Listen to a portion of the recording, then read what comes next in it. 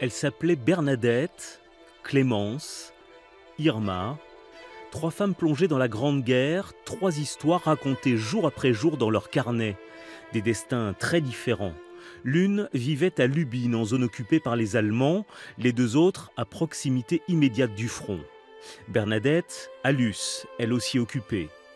Irma vivait quant à elle ici, à Celles-sur-Plaine, en secteur français, une commune entourée de sommets contrôlés par l'ennemi.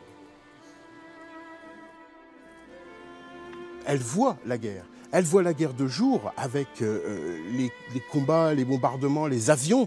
Et puis elle voit la guerre de nuit avec là aussi les bombardements et les explosions, mais également ce combat de projecteurs qui sont devant ses yeux, parce que chaque belligérant autour du col de la Chaplotte, qui est le grand champ de bataille du secteur, eh bien, dispose de gros projecteurs et qu'ils éclairent les différentes parties des champs de bataille et les montagnes tout autour. C'est relativement impressionnant, mais c'est surtout pour elle tout à fait féerique, même si ça a un poids de danger très très important.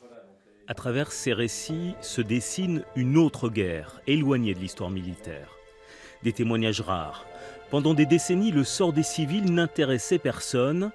Des carnets ont été détruits, parfois parce qu'ils contenaient des secrets de famille.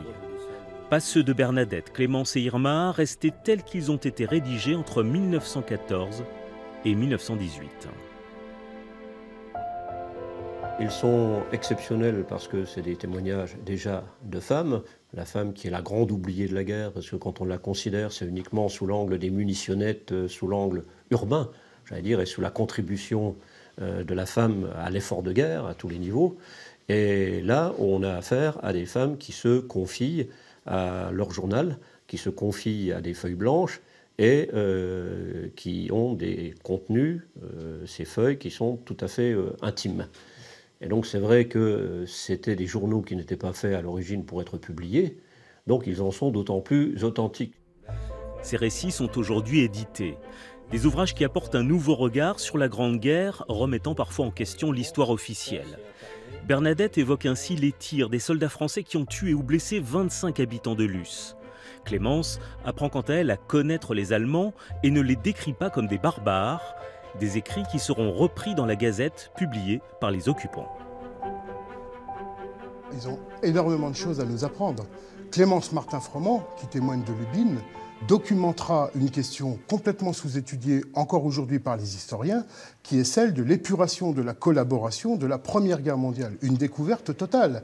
On a oublié que chaque guerre porte en elle les mêmes ferments, la collaboration, la résistance, et donc collaboration, épuration. Clémence est victime de cette épuration. D'autres récits restent à étudier, celui des Tchécoslovaques, Polonais, Roumains passés dans les Vosges, celui des Allemands aussi, pour apporter un autre éclairage sur une guerre qui n'a pas encore livré tous ses secrets.